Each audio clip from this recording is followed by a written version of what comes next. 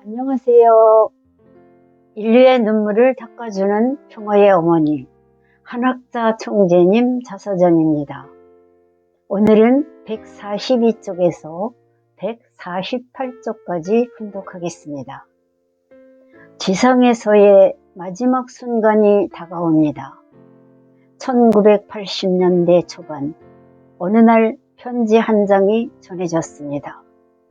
지상에서의 마지막 순간이 다가옵니다. 이 세상에서 마지막 드리는 인사입니다. 천상에서 뵙겠습니다. 부디 만수무강하시옵소서. 감옥에 갇힌 선교사가 처형되기 전 써내려간 유서 편지였습니다. 나의 몸은 푸른 피가 도는 듯 삽시간에 굳었습니다. 눈물마저 얼어붙어 그 자리에 망부석이 되어 한동안 아무 말도 못하고 서 있었습니다. 우리 부부는 사랑하는 그들을 가슴에 묻어야 했습니다. 인류의 천붕으로 가는 길은 그토록 험난하고 절박했습니다. 누구에게도 말하지 못한 채 무너지는 억장을 홀로 쓸어안고 속으로만 통곡해야 했습니다. 50여 년 전 식구들은 어느 자리에서건 열띤 토론을 벌였습니다. 이제 세계로 눈을 돌려야 합니다. 너무 이르지 않습니까? 아직 변변한 교회 건물조차 없는데 교회 건물을 멋있게 지으면 하나님이 좋아하실까요? 어떤 식구는 세계로 나가야 한다고 주장했고 어떤 식구는 나라 안에서 우선 교회라도 제대로 짓자고 목소리를 높였습니다. 둘 다 소홀히 할 수 없는 일이었지만 우리 부부는 한국보다 세계를 택했습니다. 그러다 보니 교회 겉모습은 초라하기 짝이 없었습니다. 1980년대까지만 해도 고젓한 교회 하나가 없었습니다. 식구들이 모여 오붓하게 예배를 드릴 수 있는 공간만이라도 있었으면 좋겠다는 바람이 많아서 자그마하게 초록색 지붕에 A형 교회를 지은 게 전부였습니다. 교세가 약한 시절에 세계를 향해 진출해야 한다는 주장에 반대가 없으면 오히려 이상한 일이었습니다. 많은 사람은 변변한 교회조차 없으면서 세계를 목표로 하는 것이 가당키나 하냐고 비웃었습니다. 그러나 통일교회는 애초부터 보다 큰 가치를 추구했습니다. 개인이나 가정보다는 민족과 나라를 위했고 한국보다는 세계 구원이 우선이었습니다. 갈등이 범람하는 메마른 세상에 평화의 종소리가 울려 퍼지게 하는 것을 소명으로 여겼습니다. 1958년에 일본으로 첫 선교사가 건너가고 이듬해에 미국 개척전도가 어렵사리 시작되었습니다. 1960년대에도 외국 선교는 생각조차 할 수 없는 처지였습니다. 따라서 그것은 적지 않은 성과였습니다. 그러나 우리는 현재에 자족해서는 안 된다고 생각했습니다. 해외 선교를 본격화하기 위해 1965년 문총재가 세계 순회를 출발했습니다. 이를 계기로 유럽, 중동, 남미로 선교사들이 밀물처럼 건너갔습니다. 하지만 이보다 나쁠 순 없다고 할 정도로 모든 여건은 최악이었습니다. 통일교의 원리 말씀이 거대한 해일처럼 세계로 뻗어나가던 1970년대에는 모든 나라가 합심이라도 하듯 거의 총력을 기울여 우리를 반대했습니다. 그러나 우리는 핍박이 심하면 심할수록 오뚜기처럼 일어섰습니다. 1975년 일본에서 선교사 회의를 열고 127개 나라에 선교사를 보내기로 했습니다. 그 결정에 반대하는 이유도 많았지만 더 이상 미룰 수 없었습니다. 보내지 못할 이유는 늘 있게 마련입니다. 하지만 지금 보내지 않으면 영원히 보내지 못할 수도 있습니다. 가장 어려울 때 결단을 내려야 합니다. 그때 대규모 선교사를 보낸 것이 훗날 큰 결실을 맺었습니다. 선교사를 보낼 때 한 사람 한 사람만 보낸 것이 아니라 독일, 일본, 미국 등 세 나라 사람을 한 팀으로 묶어서 보냈습니다. 그들은 제2차 세계대전 때 서로 원수지간이었습니다. 우리의 선교 활동에서는 근대 서구 기독교의 낭만적인 선교를 연상할 수 없었습니다. 선교사들은 호화로운 저택이나 빌딩이 아니라 조그마한 방이나 막사에서 살며 활동했습니다.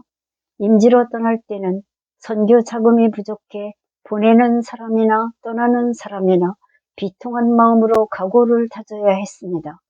당장 쓸 돈을 조금이라도 마련한 사람부터 낡은 가방에 옷가지와 원리강론 한 곳만 달랑 넣어 임지로 떠났습니다. 당초에는 막연하게 5년 정도로 예상했지만 길게는 20년 넘게 아프리카와 중동에 머물면서 선교를 한 사람이 적지 않았습니다. 그들은 1년에 한두 번 행사에 참석하러 뉴욕의 이스트 가든 수련소로 왔습니다. 우리 선교사들은 현지에서 자립적으로 활동을 하고 있기 때문에 형편이 넉넉지 못해 비행기표를 구입하지 못해 참석하지 못한 선교사들도 있었습니다. 우리 부부를 처음 만난 이국의 젊은 선교사는 우리를 보자마자 울음을 터뜨렸습니다. 울고 싶은 심정이야. 어디 그뿐이겠습니까? 가장 통곡하고 싶은 사람은 나였습니다. 하지만 그러면 기쁨의 자리가 눈물바다로 변할 것이기에 강인한 어머니의 마음으로 그의 어깨를 안아주었습니다. 다음 날이면 선교사들을 모두 데리고 나가 소박한 셔츠와 넥타이를 하나씩 사주었습니다. 이거 잘 어울리네요. 그동안 수고했어요. 진심 어린 위로와 함께 당부도 빼놓지 않았습니다. 조금 더 뜻길에 헌신하면 평화로운 세상을 우리 시대에 이룰 수 있어요. 선교사들은 뜻앞에 새로운 각오를 다지며 다시 섭례전선으로 떠났습니다. 지금도 마찬가지지만 우리 부부는 선교사를 낯선 땅으로 보내면서 항상 하늘을 붙잡고 간곡한 기도를 그치지 않았습니다. 특히 공산국가로 떠나는 선교사에게는 더욱 그러했습니다. 불행히 순교자라도 생기면 어떻게 하나 불안함을 감출 수 없었습니다. 그 염려는 결국 현실로 나타났습니다. 1970년대가 되면서부터는 견디기 힘든 탄압이 몰아닥쳤습니다. 그리고 1980년대에는 공산권 국가에서 나비작전이라는 이름으로 선교사들이 지하에서 생명을 걸고 활동했습니다. 나비작전은 오스트리아를 중심으로 철의 장막이 드루어진 유럽에서 펼쳐졌던 비밀 선교 활동에 붙여진 이름입니다. 최초로 소련 땅에 건너온 군터 구르처를 비롯해 수많은 선교사들이 소련 KGB에게 미행을 당하고 핍박을 받다가 결국에는 발각되어 구금당하거나 강제로 추방되었습니다.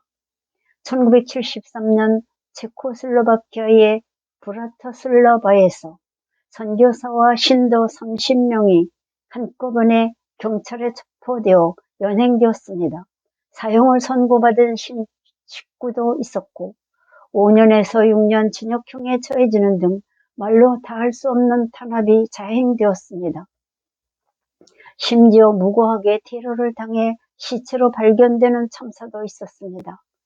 24세의 마리 지브나는 차디찬 감옥에서 꽃다운 나이에 목숨을 잃어 공산 치하에서 선교를 하다 숨진 최초의 순교자가 되었습니다.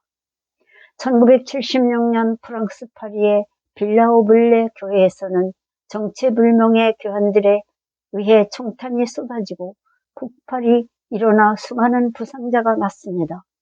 프랑스 식구들은 에펠탑에서 트로카데로까지 순교자 애도 행진을 벌여 많은 사람의 공감을 얻었습니다. 공산 세력이 개입된 것으로 드러나자 미국 국회의원과 조야 인사들이 종교 탄압을 맹렬히 비난했습니다. 뉴욕 벨베디어의 통일교회 수련소도 폭파한다는 협박을 받아 경찰이 출동했습니다. 감시와 추방, 미행, 테러는 선교사들을 늘 따라다니는 일상적인 일이 되다시피 했습니다. 종교 탄압은 1980년대 들어서도 멈추지 않아 탄자니아로 떠난 사사모토 마사키 선교사는 그해 겨울 총에 맞아 순교했습니다. 그럼에도 선교사들의 발걸음은 멈추지 않았습니다. 1986년 우리는 나비작전의 선교사들을 미국 이스트 가든으로 조용히 모이도록 했습니다. 선교사들의 처절한 이야기는 밤이 깊어도 끝날 줄 몰랐습니다. 부모 형제에게도 하지 못했던 가슴 깊은 곳에 속사정을 털어놓는 선교사들의 마음에서는 오열이 끊이지 않았고 이야기를 듣는 사람들 또한 애간장이 녹았습니다. 공산국가에서 그들의 하루하루는 살얼음판을 걷는 듯 아슬아슬한 날이었습니다. 한 선교사의 말이 모두에게 깊은 울림을 주었습니다. 언제 어디서 어떤 위험이 닥칠지 나는 모릅니다. 내 삶은 하나님의 영적 계시에 의해 직접 주관받고 있다는 것만 알 뿐입니다. 나에게 위험이 닥치면 꿈에 하나님이 나타나셔서 내가 갈 길을 인도해 주십니다. 짧은 만남을 뒤로하고 다시 인지로 떠날 때 나는 그들을 하나하나 부응하고 보이지 않을 때까지 손을 흔들며 배웅했습니다. 언제 다시 만날 수 있다는 기약도 없이 전쟁터보다 더 치열한 땅으로 떠나는 선교사들을 생각하면 가슴이 저리고 눈물로 시야가 흐려졌습니다. 단지 통일교회를 믿는다는 이유 하나만으로 박해를 받은 식구들의 사연은 참으로 애처롭습니다. 그럼에도 선교사들의 발길은 끊이지 않고 지구촌 구석구석을 누볐습니다.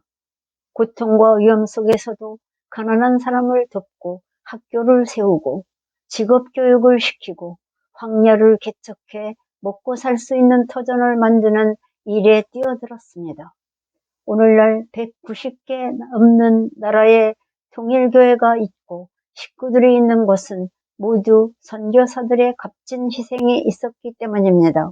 나는 선교사들을 낯선 대륙의 바다 건너로 보낼 때마다 하나라도 더 주어서 보내지 못하는 현실이 늘 마음 아팠습니다.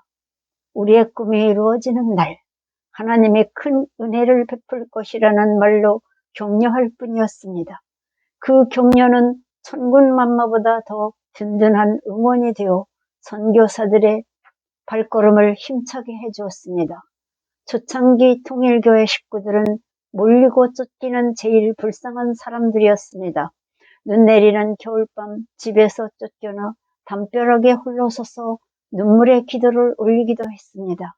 낯선 땅에서 추방되고 사막에서 오직 밤하늘의 별빛만으로 길을 찾고 깊은 밀림을 홀로 헤쳐나가면서 하나님의 말씀을 전했습니다. 우리는 그렇게 슬픔을 안으로 삭히면서 신앙을 지키고 믿음을 전파했습니다. 오늘은 여기까지 훈독했습니다. 경청해 주셔서 대단히 감사합니다.